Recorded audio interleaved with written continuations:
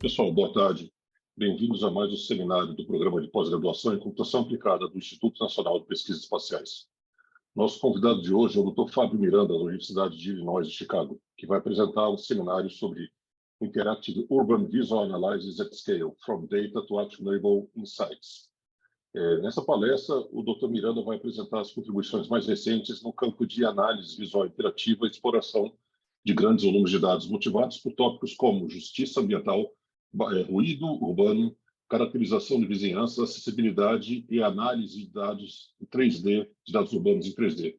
As técnicas e ferramentas foram usadas por diferentes especialistas em diferentes domínios, inclusive arquitetos, planejadores urbanos, terapistas ocupacionais, especialistas em saúde pública e pesquisadores em acústica, permitindo a eles engajar com ciência movida a dados, para melhor entender cidades. Dr. Miranda é professor assistente do Departamento de Ciência da Computação da Universidade de Illinois de Chicago e parte do Laboratório de Visualização Eletrônica. O seu interesse é o desenvolvimento de tecnologias que permitem a análise visual interativa de dados em grande escala, combinando métodos como visualização, gerenciamento de dados, aprendizado por máquina e computação gráfica. Dr. Miranda, agradeço novamente a sua colaboração. Pode começar, então, a sala é sua. Obrigado. Obrigado pelo convite. Deixa eu compartilhar minha tela. Vocês conseguem ver a minha tela? Perfeito. Obrigado pelo convite. Oi, pessoal. Meu nome é Fábio Miranda. Eu sou professor assistente na UIC, Universidade de Illinois, em Chicago. E eu entrei na UIC em 2020, outubro de 2020. Eu terminei meu doutorado na NYU em 2018, no mesmo tópico de visualização de dados urbanos. E para dar um contexto para vocês sobre a UIC é a Major Public Research University, uma universidade R1. Essa classificação aqui nos Estados Unidos são 42 professores no Tenure Track, mais de 1.700 alunos de bacharelado em computação, um crescimento de 8 vezes se comparado a 15 anos atrás. E essa imagem que você está vendo na direita é o novo prédio para a ciência da computação, que vai ser inaugurado em alguns meses aqui no campus. E a minha pesquisa é uma abordagem em que a gente coloca o ser humano no centro da ciência de dados. Então, na minha pesquisa, eu desenvolvo métodos e tecnologias que seguem essa abordagem de colocar o ser humano dentro da ciência de dados, envolvendo os especialistas no domínio, na análise de dados em larga escala. E eu faço isso através do desenvolvimento de novas interfaces de visualização que combinam visualização, mas também manejamento de dados, interação homem-máquina e aprendizado de máquina para dar suporte a decisões baseadas em dados que especialistas porventura precisam. E ao longo da minha trajetória, eu colaborei com planejadores urbanos, especialistas em transporte público, especialistas em barulho urbano, assim como terapeutas ocupacionais e cientistas do clima. E eu faço parte desse laboratório que se chama EVL, Electronic Visualization Lab, que foi fundado em 1973, aqui na UIC. E se você lembra do primeiro filme de Star Wars, A Estrela da Morte, que os gráficos da Estrela da Morte que você vê no canto superior direito, eles foram criados aqui no IVL. E o IVL também tem uma importância fundamental no desenvolvimento da visualização científica, alguns membros do IVL foram os responsáveis por editar esse report de 1987 da NSF, que começou a dar um maior suporte à visualização científica. A imagem na direita embaixo, que você está vendo aí, é um equipamento de CAVE, que tem aqui no laboratório, que permite que as pessoas, os experts, comunidades, entrem, possa visualizar o dado dentro dessa CAVE de 360 graus. O IVL é composto por vários professores, tanto na área de realidade virtual, como na área de visualização, HCI e também de visão computacional. A maioria desses professores sempre está recrutando alunos de doutorado, então, se você estiver interessado, por favor, fique à vontade de entrar em contato. Mais especificamente, a minha pesquisa ela está na interseção entre análise de dados em larga escala e a ciência urbana, em específico, Urban Informatics, que é a proposta de novas técnicas para extrair e gerar novos dados urbanos. E, além disso, eu também tenho trabalhos na área de Urban Visual Analytics, que são ferramentas e sistemas que permitem com que especialistas analisem visualmente grandes datasets urbanos. Uma coisa muito importante na minha pesquisa é que, para certos problemas, a gente tem uma carência de dados urbanos. Então, por exemplo, eu estou muito interessado em problemas de acessibilidade, e um dos grandes problemas quando você trabalha em acessibilidade urbana é justamente a falta de dados. Então, nesse estudo recente de 2021, ele aponta que apenas em 78 municipalidades nos Estados Unidos, apenas 20% dessas cidades têm algum tipo de dado descrevendo as calçadas da cidade. E apenas 8% tem algum tipo de dado descrevendo o material dessas calçadas. Uma outra faceta da minha pesquisa é também como que a gente cria as ferramentas que permitem com que os especialistas interajam e explorem esses dados. Então, nesse projeto recente, a gente instalou 6 sensores em Chicago, capturando vídeo 24 horas por dia, durante 7 dias por semana, e capturando mais de 350 terabytes de dados de vídeo. Então, como que a gente cria as ferramentas necessárias para que permitam com que os especialistas, por exemplo, em transporte, possam explorar e analisar esse dado? Eu também colaborei com diferentes especialistas propondo essas ferramentas de Visual Analytics para a exploração de dados complexos urbanos, por exemplo, para a exploração de dados medindo os decibéis na cidade, dados de áudio, dados com a modelagem de quanto que você tem de sombra em determinados parques na cidade, imagens do tipo Google Street View e também, mais recentemente, com dados meteorológicos. Eu não estou somente interessado em criar ferramentas para especialistas, mas também criar visualizações que permitam com que comunidades que não necessariamente tenham algum especialista nessa comunidade, mas criar essas ferramentas que permitam com que essas comunidades tenham uma maior interação com os problemas do dia a dia. Então, ao longo desses últimos anos, eu tenho desenvolvido esses dashboards e interfaces visuais que permitem com que diversas comunidades aqui em Chicago possam ter uma maior noção de como que elas estão sendo impactadas por certas indústrias na região. Então, se eu pudesse sumarizar a minha pesquisa é medindo o ambiente construído para a criação de novos datasets, criando modelos para que a gente possa entender melhor certos fenômenos urbanos.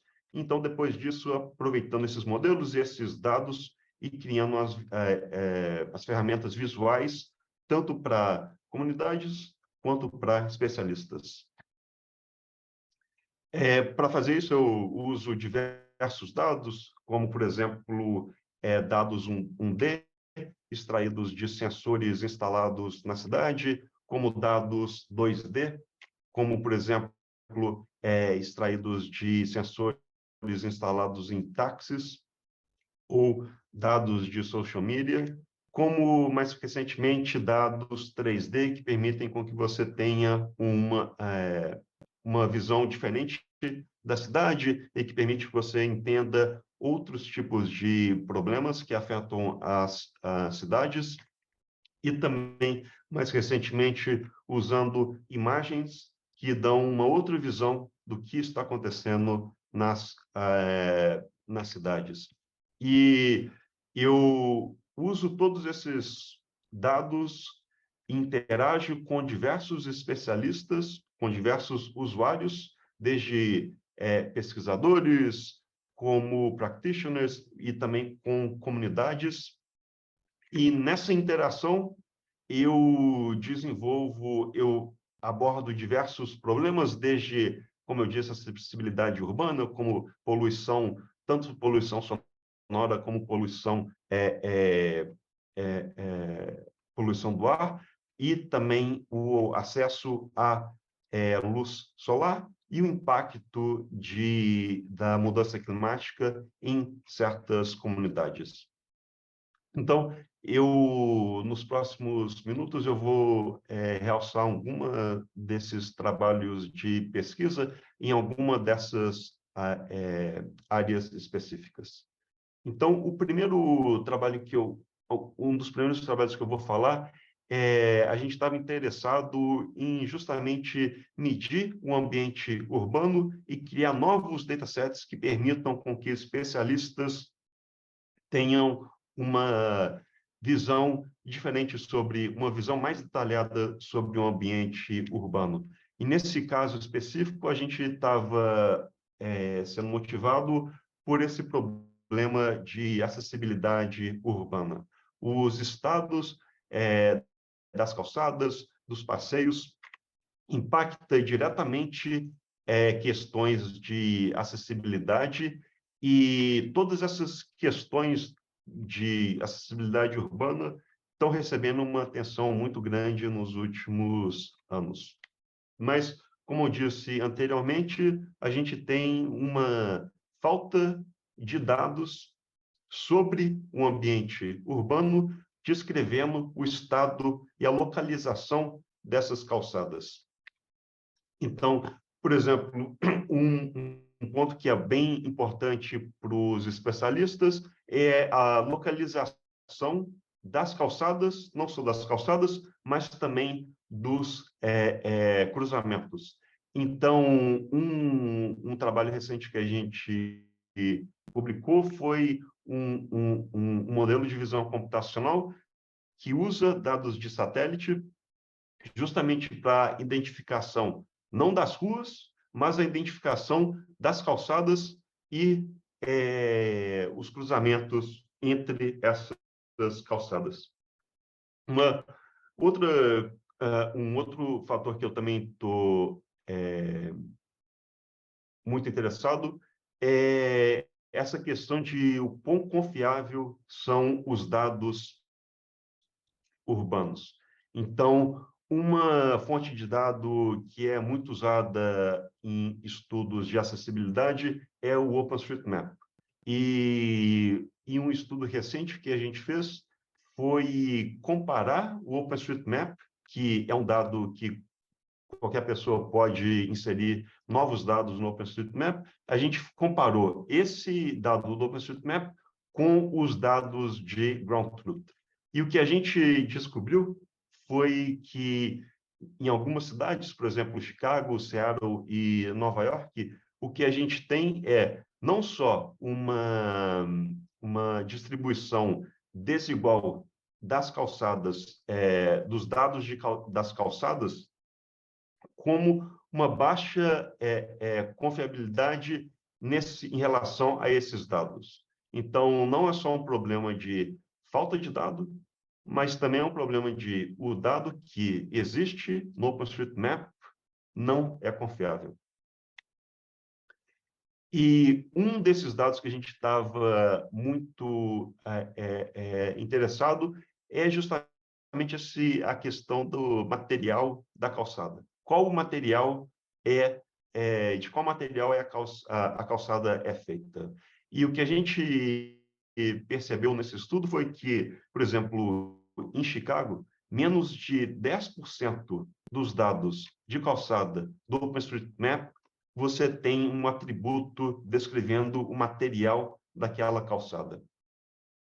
E isso pode levar, claro, a problemas nos estudos que usam esses dados, mas também em estudos em outras áreas, como entretenimento, por exemplo. Então, essa foi uma notícia de alguns anos atrás, desse jogo Flight Simulator, que em uma cidade do Flight Simulator, você tinha um prédio com 212 andares.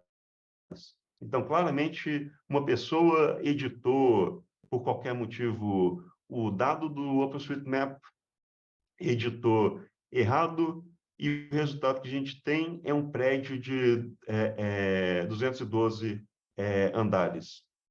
Então, isso, claro, impacta não só entretenimento, mas também estudos que leverage esse tipo de dado, né?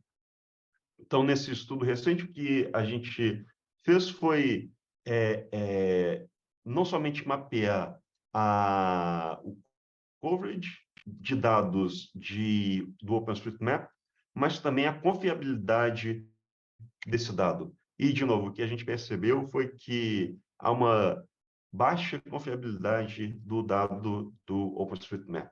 Então, não é só um problema de falta de dado, mas o dado que tem lá não nem todo dado que existe no OpenStreetMap pode ser confiável. Então, como eu disse, tem esses problemas de coverage espacial, problemas de confiabilidade, e uma grande questão da minha pesquisa não é só apontar esses problemas, mas também é criar os modelos que a gente possa usar para solucionar esses problemas. Então, em um trabalho recente publicado ano passado, o que a gente queria era justamente criar um modelo de visão computacional que permitisse que a gente mapeasse os diferentes materiais da cidade, os diferentes materiais das calçadas das cidades. E isso tem impacto não só em acessibilidade urbana, mas também em questões de ilha de calor, questões de stormwater management, etc. Então, como que a gente o que a gente queria resolver era como que a gente poderia criar um dataset que descrevesse o material das calçadas em uma cidade. E para fazer isso, a gente usou dados do Google Street View e a gente propôs um modelo que poderia classificar essas imagens e não só segmentar essas imagens de acordo com os diferentes fatores. Por exemplo, aqui você tem uma rua, aqui você tem uma calçada, aqui você tem a fachada de um prédio, mas considerando o material desses diferentes fatores. Então, a gente gostaria de saber que não só a presença da calçada, mas também qual material aquela calçada é feito. Então, o grande problema disso é que a gente não tem nenhum tipo de dataset anotado que a gente possa usar para treinar algum modelo de visão computacional. E anotar esses datasets é um trabalho que demanda tempo e esforço. Então, como que a gente poderia criar um modelo de visão computacional que usa imagens no nível da rua para poder classificar as calçadas? Então, o que a gente propôs no ano passado foi esse modelo que a gente chamou de City Surfaces, que usa inicialmente, que pode ser dividido em 3 partes, mas usa inicialmente um dataset que foi feito em Boston, que descreve as calçadas, o material das calçadas de Boston, e a gente usa isso como um passo inicial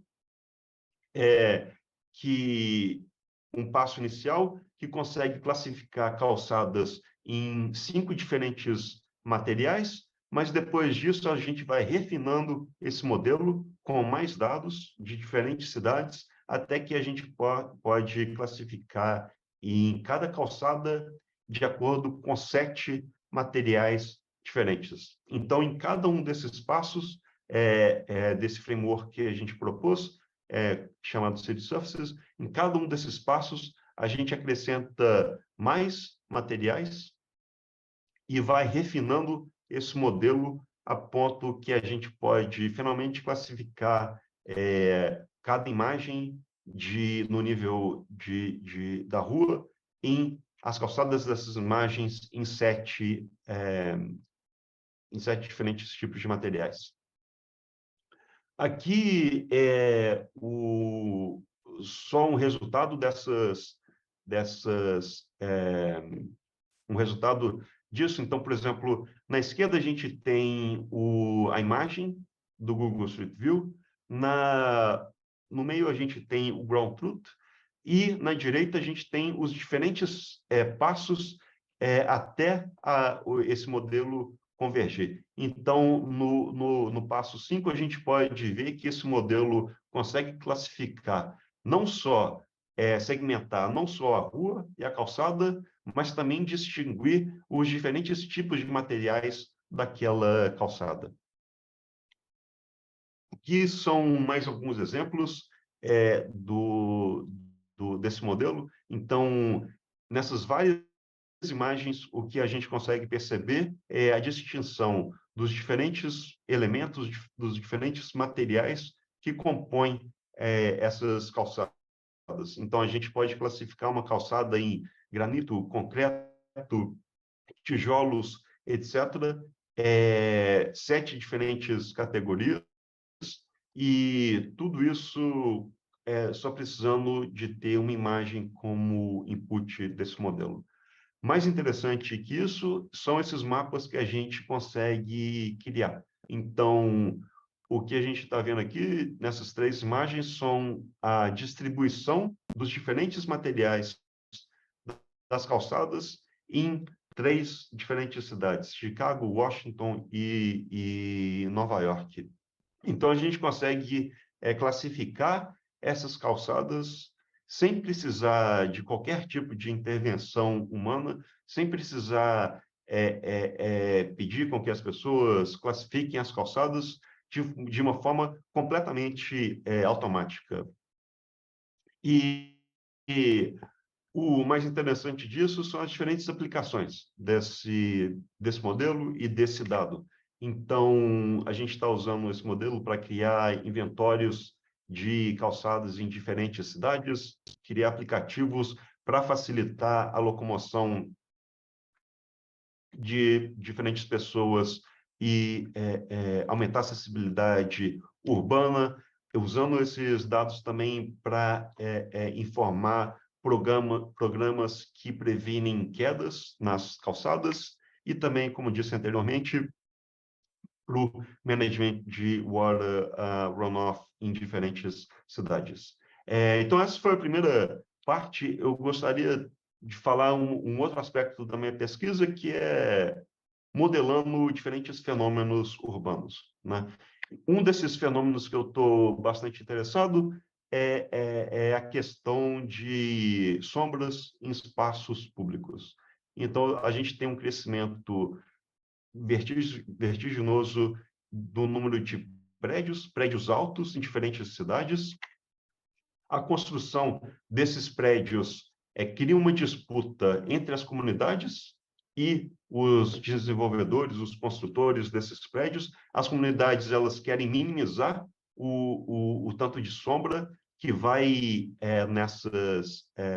o tanto de sombra que vai ser é, é, é, o tanto de sombra que vai para os parques públicos e, claro, os construtores querendo construir mais e mais prédios. E isso é importante porque impacta não só o crescimento da vegetação, mas também como o bem-estar das pessoas. Então, nesse trabalho, a gente foi motivado por essa questão de sombra, acesso à luz solar, e a gente gostaria de poder quantificar as sombras. Então, esse é um time-lapse de 2 horas, em que a gente tem... Eu estou fazendo highlight de 3 diferentes pontos. O ponto A, ele nunca está em sombra nessas 2 horas. O ponto B, ele está em sombra apenas 50% do tempo nessas 2 horas. E o ponto C está sempre em sombra. Então, o que a gente pode falar é que o ponto A tem um acúmulo de sombra igual a 0, ponto B tem um acúmulo de sombra igual a 60 minutos, metade do tempo daquele time-lapse, e o ponto C, por exemplo, está sempre em sombra. Então, o que a gente gostaria de fazer, nesse estudo é dar suporte a essa análise interativa de sombras numa escala urbana. E o que a gente gostaria de fazer era acumular sombras durante um período de tempo para a gente criar mapas com esse acúmulo de sombras. E a gente gostaria de permitir a comparação de diferentes cenários. Então, por exemplo, você comparar a quantidade de sombras no Central Park durante o verão contra a quantidade de sombras no Central Park durante o inverno. E a gente também gostaria de suportar diferentes análises. Por exemplo, você pode dar um valor positivo às sombras durante o verão, porque te protege do calor, e um valor negativo às sombras durante o inverno, porque justamente você não está recebendo luz solar direta. Então, para isso, a gente gostaria de novo, acumular sombras durante um período. O que a gente pode ver aqui na esquerda é o estado das sombras em um ponto, em um tempo específico. Por exemplo, 3 da tarde. E o que a gente consegue ver na direita é o acúmulo dessas sombras ao longo de um determinado intervalo de tempo. Então, o que a gente gostaria de fazer nessa pesquisa é permitir com que especialistas, por exemplo, planejadores urbanos ou arquitetos, possam acumular sombras por longos períodos de tempo, para justamente poder comparar cenários, comparar diferentes parques. Então, para isso que a gente propôs foi essa técnica chamada Shadow Pro Map, que basicamente é uma técnica de computação gráfica que usa diferentes texturas e guarda o estado da sombra em diferentes texturas e depois acumula essas texturas. O grande problema que a gente estava tentando resolver aqui é que essa não é uma operação fácil e não é uma operação que é computada de forma fácil se você usar técnicas usuais. Então, o que a gente fez foi propor uma nova técnica que permite com que essa operação de acúmulo de sombras possa ser computado de forma fácil. fácil e rápida. E o resultado disso é, por exemplo, essa imagem. O que a gente está vendo aqui é o acúmulo de sombra em Chicago durante o período de 6 horas, e os pontos que estão mais em vermelho são justamente aqueles pontos que têm mais sombra durante esse período de 6 horas. Usando essa técnica, a gente construiu essa ferramenta chamada Shadow Profiler, e que permite com que planejadores urbanos e arquitetos possam testar diferentes cenários. Um dos estudos de caso que a gente tem no artigo é justamente comparando 2 cenários. O primeiro cenário é em que você tem a construção de prédios altos, mas pequenos na base, e o cenário 2 é que você tem prédios um pouco menores, mas esses prédios, a base deles são maiores. Nos 2 cenários, você tem o mesmo volume, o que muda é a altura e o tamanho da base. E a gente estava interessado justamente em ver quais desses 2 cenários adicionaria mais sombra em um parque urbano. Aqui a gente pode ver a ferramenta em uso. Então, o arquiteto está adicionando 3 diferentes prédios no ambiente urbano e acumulando sombras durante o período de 3 horas. Então, o que a gente consegue ver, período de 4 horas, o que a gente consegue ver em vermelho, em laranja, é a quantidade de sombras que seria adicionada ao ambiente urbano se esses 3 prédios fossem construídos. O interessante que a gente descobriu nesse estudo de caso é que, ao contrário do que possa parecer mais intuitivo, os prédios baixos e largos na base vão adicionar mais sombras do que os prédios altos e mais finos na base.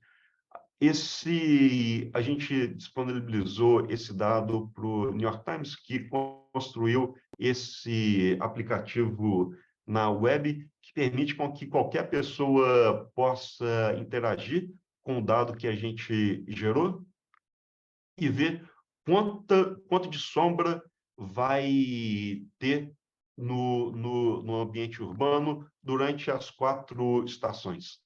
Então, o interessante que a gente percebeu depois disso foi que, pelo menos em Nova York, durante o inverno, a grande maioria das ruas entre avenidas vão estar sempre em sombra durante o inverno. Então, a gente não percebeu isso quando a gente estava escrevendo o paper, a gente só percebeu isso depois que o dado foi disponibilizado para o New York Times. Eles construíram essa aplicação web, e a gente viu que, de novo, ruas entre avenidas em Nova York, em Manhattan mais especificamente, elas sempre vão estar debaixo de sombra durante o inverno. Depois que o artigo foi publicado, a gente disponibilizou esses dados em diferentes cidades, como, por exemplo, Chicago, Washington, Los Angeles e Boston. E o trabalho que a gente está fazendo atualmente é tentar estender isso para outras cidades. Usar o Shadow Chrome Maps ainda é um processo não tão fácil. Por mais que a gente tenha otimizado essa computação da sombra, ele ainda é um processo que demora. E o que a gente está propondo atualmente é esse modelo generativo que usa as imagens do Shadow Chrome Map como ground truth para treinar esse modelo generativo para computar a sombra em diferentes cidades. E o que a gente pôde ver foi um speed-up de 12 vezes comparado com a nossa técnica anterior, mais de 120 vezes comparado com um ray tracing usual da NVIDIA.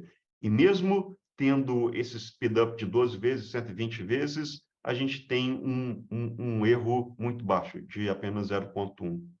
Mais interessante é que a gente consegue computar sombras não só para 3, 4, 5 cidades, mas por causa desse speed-up, a gente consegue computar sombras para centenas de cidades. E mais interessante, a gente consegue comparar cidades de acordo com as sombras que os prédios dessas cidades estão criando. Então, aqui, por exemplo, a gente consegue ver que Paris tem muito mais sombra em parques urbanos do que todas as outras cidades, com exceção de Copenhague. Um outro aspecto da minha pesquisa é justamente como criar as ferramentas de Visual Analytics para especialistas. E uma dessas ferramentas que a gente publicou ano passado foi o resultado de uma colaboração com um cientista climático. E a gente interagindo com esse cientista, o que a gente percebeu foi como que ele trabalhava, como que ele visualizava conjuntos de outputs de modelos WRF, e a gente percebeu que um grande bottleneck desse especialista, desse cientista, foi justamente como que você configura esse modelo WRF para previsões climáticas de tal modo a minimizar o erro. Por exemplo, então, todas essas decisões de quais parâmetros são melhores, a gente gostaria de facilitar essas decisões. Como que a gente cria uma ferramenta de análise visual que permita com que o expert, nesse caso, um cientista climático, permita com que ele possa escolher esses diferentes parâmetros de uma forma mais fácil e intuitiva. Então, durante todo esse processo, a gente entendeu melhor um pouco do pipeline de análise desses especialistas, desde a criação dos domínios do modelo WRF até o download das condições iniciais, até unindo tanto o domínio como as condições iniciais, até a execução desses modelos WRF e análise dos outputs desse modelo WRF. Então, a gente gostaria, nessa pesquisa, o que a gente gostaria de fazer é justamente facilitar todo esse processo de especificação do domínio até análise dos outputs desse modelo WRF. Para isso, a gente propôs essa ferramenta chamada Xweather, em que é uma ferramenta que permite a visualização desses dados, desses modelos WRF, permite a criação de estatísticas e probabilidades baseados nesses parâmetros definidos pelo especialista, e também permite a visualização e análise desses modelos WRFs com diferentes parametrizações. O artigo foi publicado ano passado, então o que a gente tem é justamente todo esse pipeline que vai desde a especificação do domínio até análise dos outputs, a gente tem tudo dentro dessa ferramenta que a gente chamou de Xweather.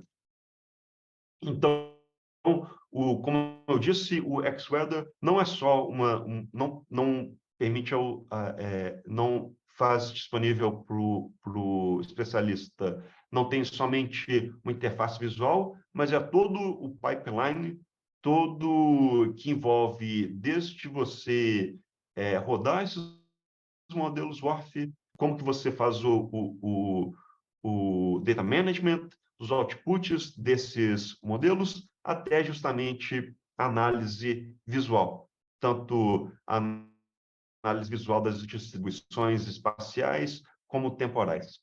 Aqui, só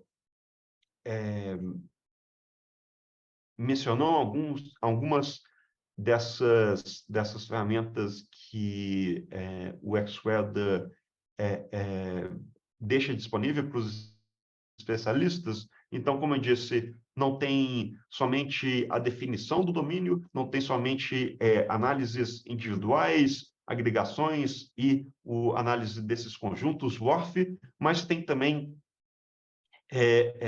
o controle sobre o provenance dessas análises. Então, interagindo com esse especialista, o que a gente pôde ver foi que, em muitos casos, você tem vários modelos sendo gerados, rodados, e o que é preciso uma coisa que é muito importante é justamente keep track do provenance de todos esses modelos. Ou seja, para que o especialista possa voltar diferentes passos em todo esse pipeline de forma fácil. Então, uma segunda versão do Xweather, o que a gente tem é justamente essa facilidade de keep track do provenance dessas simulações. Aqui é um vídeo rápido mostrando o Xweather funcionando, a definição do domínio pelo especialista. De novo, foi em colaboração com os cientistas da UF, e por isso que a gente está vendo o Rio de Janeiro, um domínio em cima do Rio de Janeiro. Então, o Xweather, o que ele faz é justamente facilitar desde a especificação desse domínio até o management do provenance dessas diferentes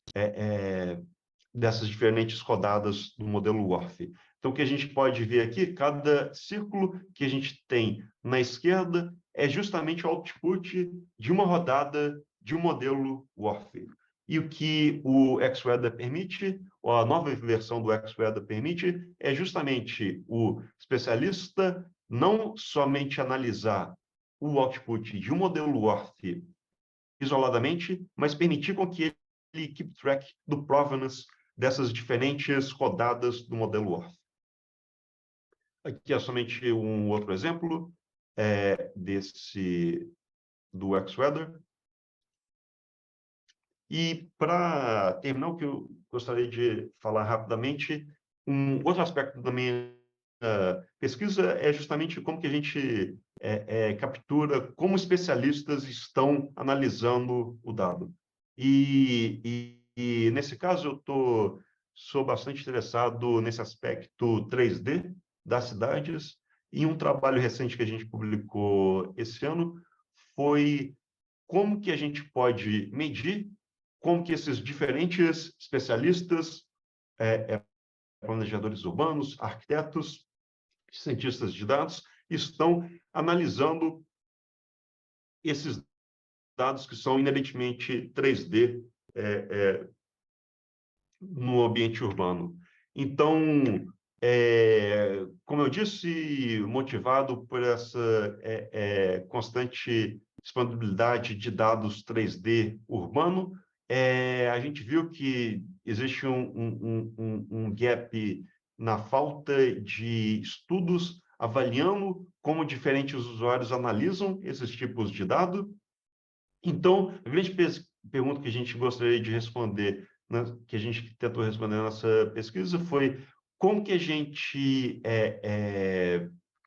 como diferentes visualizações suportam análises espaçotemporais em que os tasks são inerentes aos buildings 3D. Então, ao longo desse estudo, teve a caracterização desses diferentes tasks, mas também um estudo qualitativo, comparando diferentes tipos de visualizações que podem ser usados para esses casos, como também um estudo quantitativo, medindo como diferentes usuários executam certas tarefas usando diferentes tipos de visualizações. Basicamente, 4 diferentes visualizações. Nesse estudo, a gente teve diferentes condições, variando a complexidade dessas tarefas, baixa, alta complexidade, variando também o número de instâncias do tempo que a gente usa nessas tarefas, variando também as instâncias espaciais que a gente usa, posições de câmera, o ângulo de visão. E, considerando tudo isso, o que a gente fez foi criar um estudo de usuário em que a gente perguntou para diferentes usuários, 32, como esses diferentes usuários estavam interagindo com esse dado 3D urbano. O aspecto mais interessante dessa pesquisa foi que leva a diferentes conclusões que podem ser usados por pesquisadores em visualização para criar novas ferramentas que usam essas conclusões e facilitam justamente a análise desse tipo de dado 3D em ambientes urbanos. Para concluir, falando um pouco da minha pesquisa atual, ao longo dos últimos 5, 6, 7 anos, a gente publicou diversos papers propondo diferentes tipos de ferramentas visuais para análise de dados urbanos, como, por exemplo, Urban Pulse, como eu falei, o Shadow Chrome Maps, Urban Mosaic, que é uma ferramenta para análise de imagens do Google Street View. E, por mais que essas ferramentas tenham sido utilizadas por especialistas, tenham sido citadas em diferentes artigos de jornais, o estado atual de Urban Analytics é um que a gente tem uma falta de flexibilidade, ou seja, ferramentas e técnicas não são facilmente... É muito difícil de você pegar uma ferramenta e aplicar ou em outro domínio ou em outra região.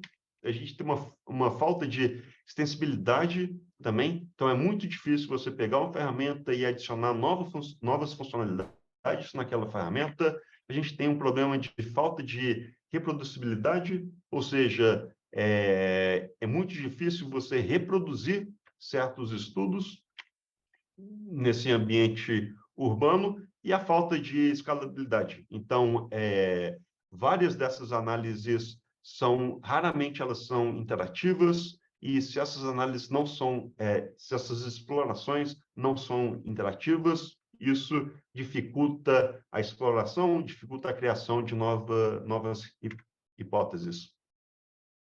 E um outro problema é a falta de acessibilidade. O que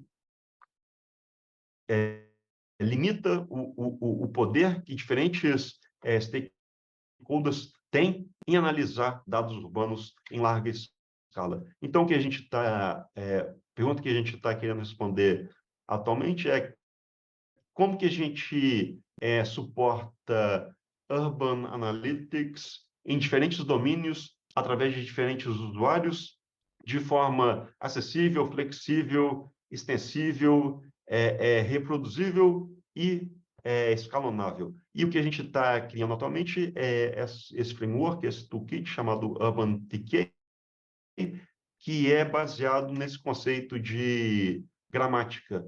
Então, esse vídeo que a gente pode ver é a especificação de uma visualização através dessa gramática no lado esquerdo Então, tudo que a gente consegue ver no lado direito está sendo especificado e está sendo criado pela gramática visual que está sendo definida no lado esquerdo. Então, com 200 linhas de uma gramática, a gente consegue criar uma visualização que permite com que você explore, por exemplo, dados de sombra em um ambiente urbano.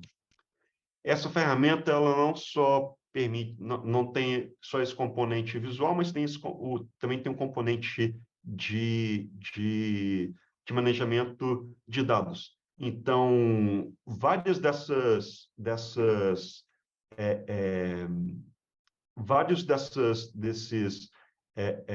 passos que podem demorar um pouco de tempo, como, por exemplo, fazer o download de um CSV que está disponível em algum tipo de portal público, ou fazer o download de buildings 3D do OpenStreetMap, tudo isso é abstraído por essa ferramenta que a gente está criando.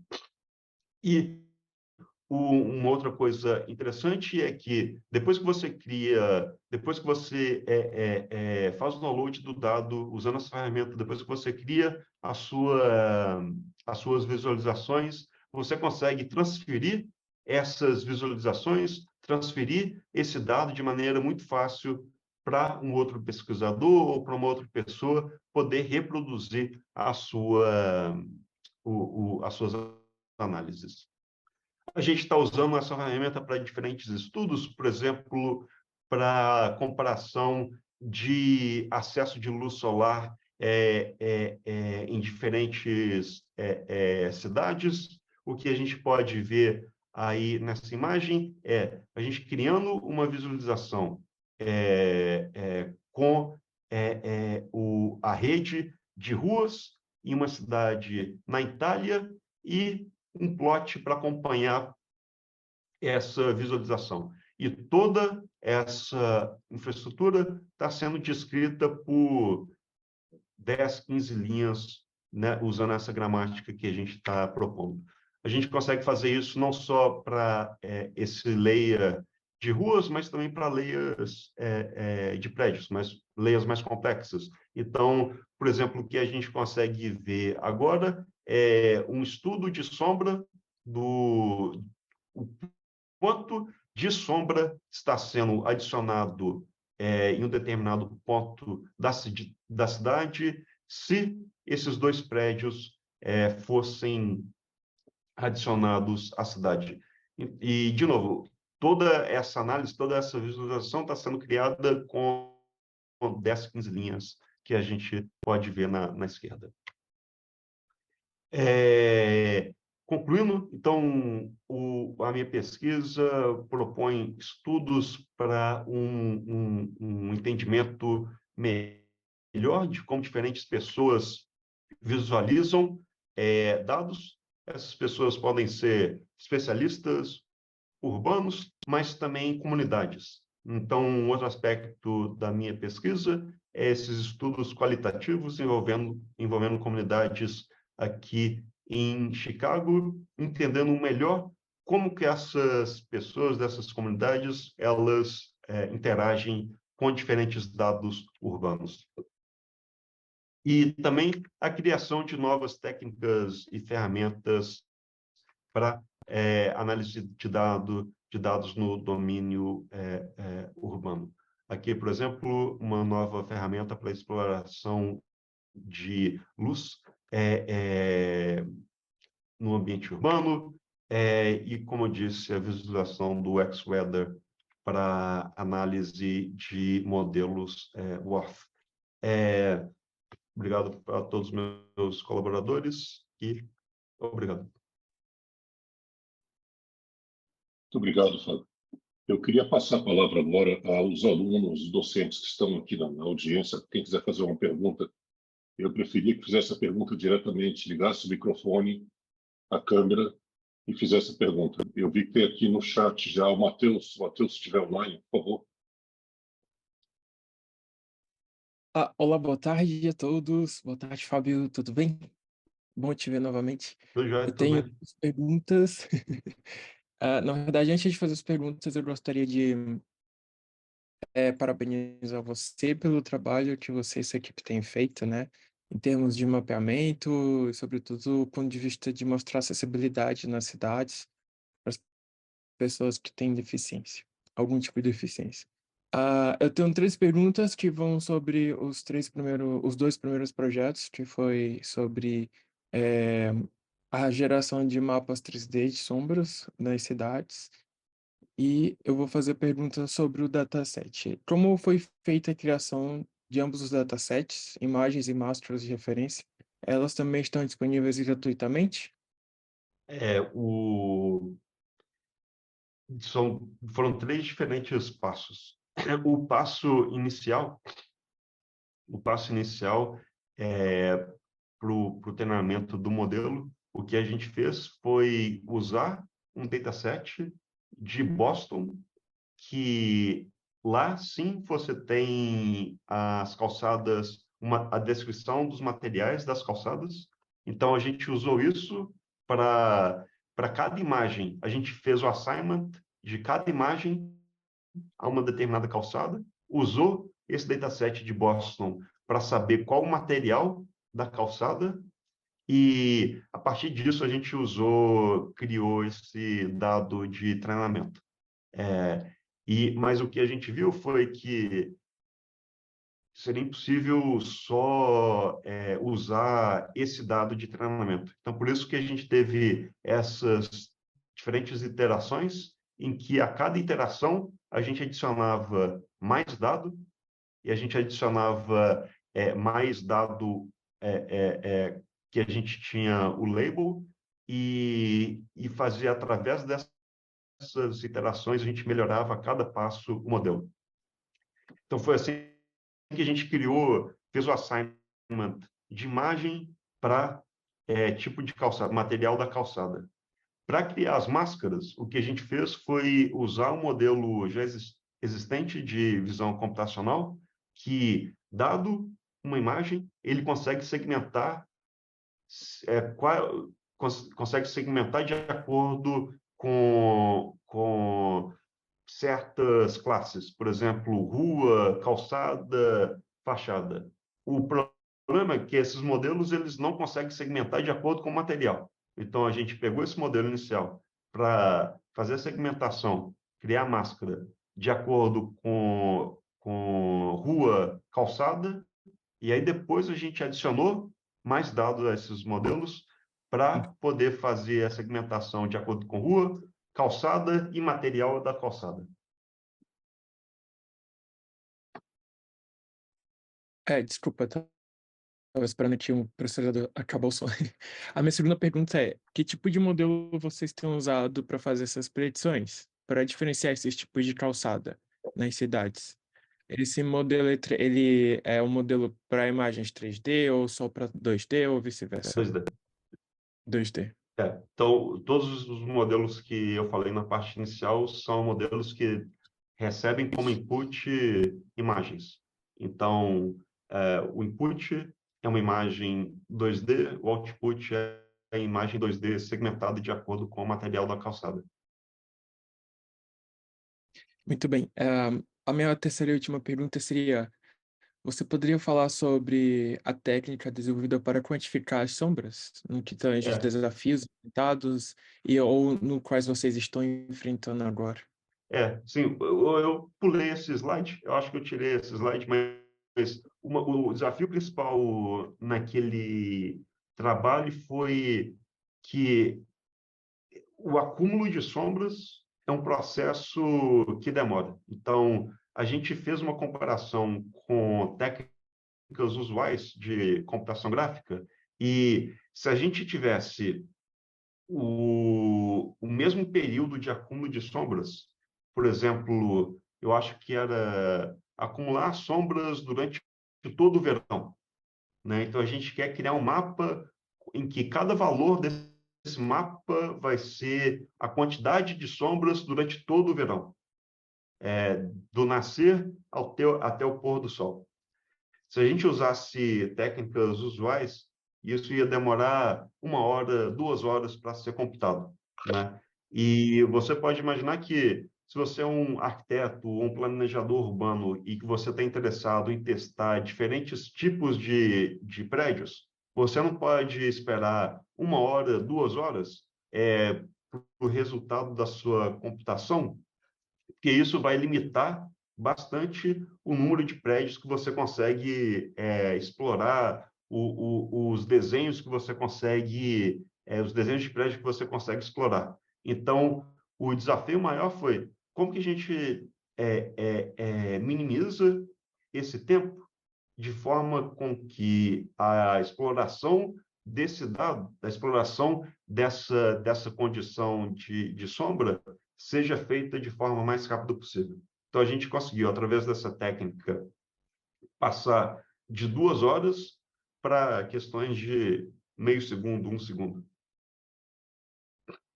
E a gente fez isso usando justamente essa ideia de que a gente poderia interpolar linearmente certas posições e para que a gente evitasse computar o acúmulo de sombra para vários minutos, a gente computou o acúmulo de sombra só para alguns minutos durante esse intervalo e para os outros minutos a gente interpolava linearmente os resultados. Muito interessante. Eu posso fazer mais uma outra pergunta sobre essa temática ainda? Ok, obrigado.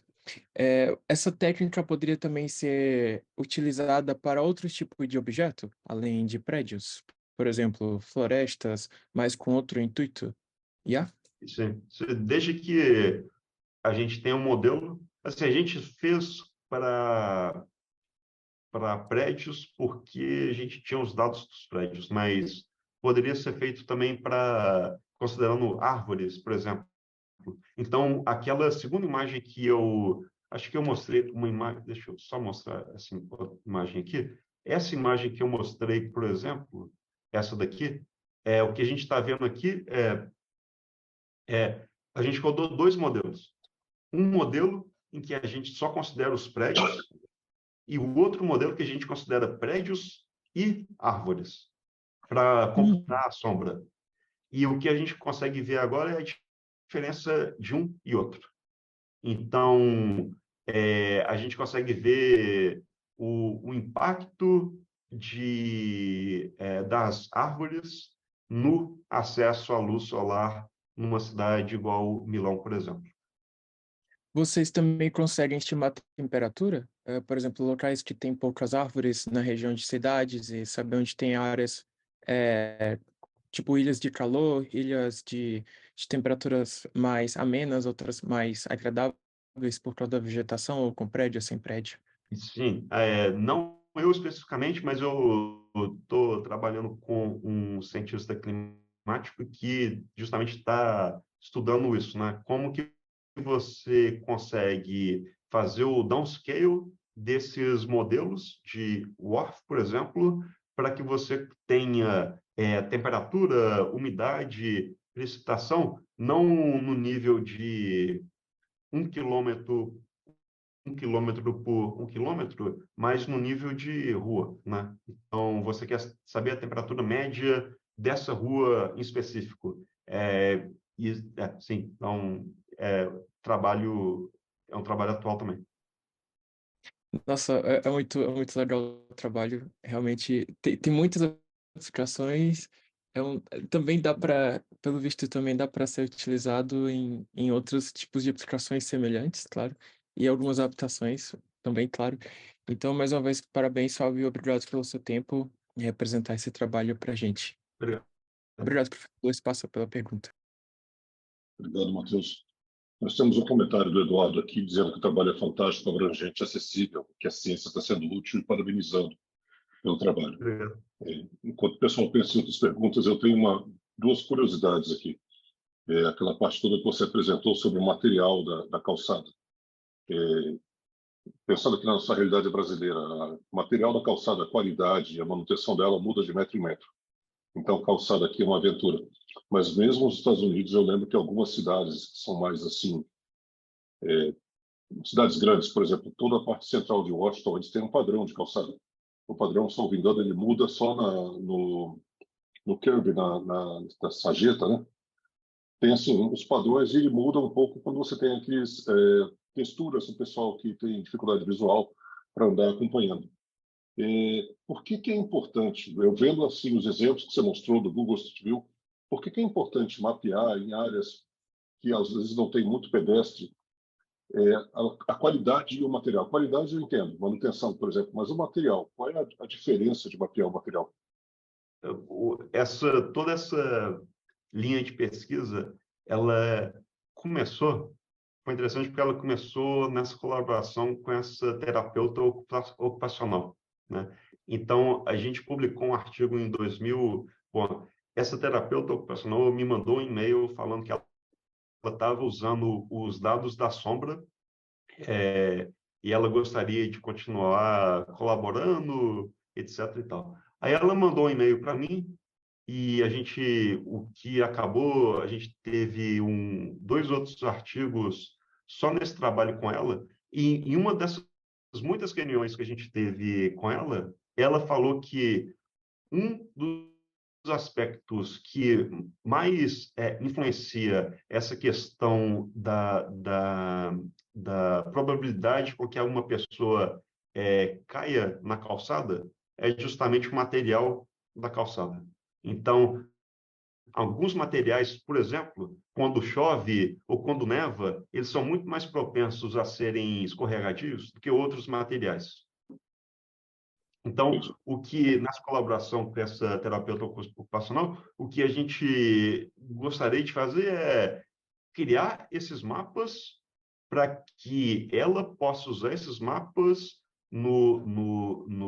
nas reuniões dela com as comunidades e falar para as pessoas dessas comunidades, principalmente idosos, os lugares que essas pessoas deveriam desviar para justamente minimizar as chances delas caírem. E aí, isso não é só o material que influencia isso, mas é o material com as questões climáticas, né? Porque um problema muito sério que tem aqui em Nova York é a questão de black ice. Então, quando quando a temperatura atinge um determinado ponto e quando a umidade atinge um determinado ponto, várias das calçadas, ficam uma crosta de gelo. E essa crosta de gelo é muito difícil de ser visualizada, né? Você pode caminhar na calçada e você não vai ver essa camada de gelo. Então, o que a gente gostaria de fazer a gente consegue prever a localização dessas camadas de gelo nas calçadas, levando em consideração a temperatura e também o material dessas calçadas. Então, é por aí que nasceu esse interesse por distinguir o material dessas calçadas. Entendi. E você respondeu a minha próxima pergunta, que eu ia perguntar qual é o trabalho que você tem em parceria com terapeutas. Agora ficou claro. Eu queria passar agora a fazer uma pergunta do Telmo, que o Telmo fez via chat, que ele está sem microfone. Ele parabeniza pelo trabalho e apresentação e gostaria de saber sobre os dados que estão sendo gerados. Você comentou um pouco que buscam entender como os mesmos estão sendo usados. Você poderia comentar mais sobre isso? Além do uso da arquitetura e mobilidade urbana, especialistas em outras áreas estão interessados, como meio ambiente, turismo e lazer, ciências sociais, bem-estar humano.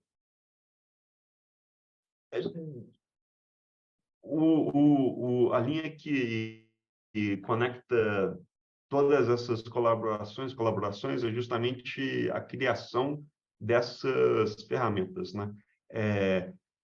Várias dessas ferramentas têm pontos em comum. Então, por exemplo, quando eu interajo com pesquisadores que estão interessados em transporte ou pesquisadores que estão interessados em acessibilidade, várias dessas colaborações elas têm pontos em comum. E o que eu faço é justamente usar as metodologias, as ferramentas que eu já construí e para tentar aplicar para problemas bem definidos por esses especialistas em certos domínios, né? Então, grande parte dessas interações, do ponto de vista da computação, é entender como que essas pessoas fazem o trabalho delas, qual é o workflow de análise de dados desses especialistas e propor novas soluções que otimizam esses workflows, otimizam essas explorações, essas análises desses dados, né? Então, grande parte é justamente entender esse workflow, diversos, e derivar disso certos requerimentos que a gente pode usar esses requerimentos para construir essas ferramentas visuais. E aí, todo esse processo é o que é reportado nesses artigos, né? Desde a interação inicial, os requerimentos visuais que a gente tem, até a construção dessas ferramentas. Obrigado. O Lucas está com a mão levantada. Lucas, vai em frente. Opa, obrigado. Vocês conseguem me escutar bem? Sim. Conseguimos. Ok, obrigado. Primeiramente, parabéns pela apresentação. Nossa, muito interessante. E a minha pergunta é mais uma curiosidade em relação como foi feita a seleção do dia para vocês conseguirem computar a quantidade de sombra, seja no inverno ou no verão? A gente usou 21 de dezembro, eu esqueci, algum dia em março e algum dia em julho, porque esses são os períodos de equinox que a gente tem o maior, os dias mais longos durante o verão, primavera e inverno.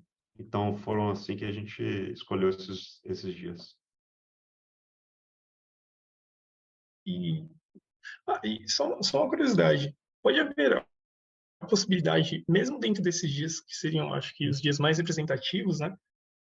De você pegar, por exemplo, um verão justamente nesse dia, mas com uma condição, um céu mais fechado, mais nublado, você teria essa possibilidade e como lidar com isso nesse caso, né? A gente não considera nuvem, a gente não considerou nuvem nesses estudos, que a gente estava focado justamente nas condições do ambiente construído que impactam ambientes públicos, né? Então, todos esses outros fatores meteorológicos a gente não considerou. Então, a gente fez de forma geral, porque a gente estava interessado justamente no impacto do ambiente construído nos ambientes públicos. Tá bom, obrigado, Fábio. Obrigado. Temos um comentário rápido do Rômulo. Ele é aluno do assessoramento remoto, mas ele é arquiteto urbanista e disse que outra aplicação que ele vê para a identificação do material das calçadas é contra a preservação patrimonial. E deu o exemplo de Belo Horizonte e parabenizou pelo trabalho, Fábio. Se ninguém tiver mais uma pergunta, eu tenho uma última, que é mais uma curiosidade técnica. Vocês estão desenvolvendo o Urban TK, mas os dashboards que você fez antes, que eles são mais gerais, não são necessariamente tão integrados assim, foram feitos com que tecnologia? Só antes, eu sou de Belo Horizonte também. Romulo, por favor, adoraria trabalhar com alguém de Belo Horizonte. Me mande um e-mail. Eu também sou. Fui para Belo Horizonte. Eu fui para Belo Horizonte outro dia e eu fiquei impressionado com todas as calçadas lá foram completamente alteradas para colocar aquelas faixas laranja, e eu fiquei impressionado como que essa questão de acessibilidade foi desenvolvida lá, e gostaria muito de trabalhar com alguém de lá. Bom, Romulo vem em contato agora, né? E qual foi a outra pergunta? Não, a pergunta é qual foi a tecnologia que você usou para fazer aqueles primeiros dashboards que você mostrou? Ah, sim. Pois os dashboards, eles foram... Foi uma grande parte da motivação de criar esse Urban TK foi justamente a nossa experiência no desenvolvimento dessas ferramentas, né? Então, a gente começou usando C++ e Qt para desenvolver todas essas ferramentas. Só que a gente viu foi que era muito difícil replicar, fazer com que um colaborador rodasse esses programas. Então, a gente foi migrando passo a passo para ambientes web, né? Usando D3, React e Python. E o que a gente gostaria, que a gente está tentando fazer agora, justamente é fazer com que esse ambiente que a gente está propondo, web em Python, seja muito mais fácil, extensível de ser usado do que um ambiente C++ monolítico, que é muito difícil de ser compilado, rodado e tal. Então, a gente está migrando cada vez mais para os ambientes React, JavaScript, Angular, e esses ambientes urbanos. Obrigado. Pessoal, temos mais alguma pergunta, algum comentário? Professor Fábio Miranda. Bom, se não tivermos, então, eu agradeço novamente pela oportunidade. São trabalhos muito interessantes, tocam muito o que a gente tem a ver aqui no INPE, não só na computação aplicada, mas a gente viu também o processamento remoto. Eu agradeço a todos os participantes, agradeço novamente o professor Fábio Miranda. Vou encerrar o seminário e lembro a vocês que temos ainda que anunciar o seminário na semana que vem. Fábio, muito obrigado. Eu vou também tomar a liberdade de, se algum aluno procurar, quiser o contato, eu vou deixar anotado também lá do seu site para passar para eles. Por favor. Obrigado. Muito obrigado a todos. Então, até semana que vem. Tchau.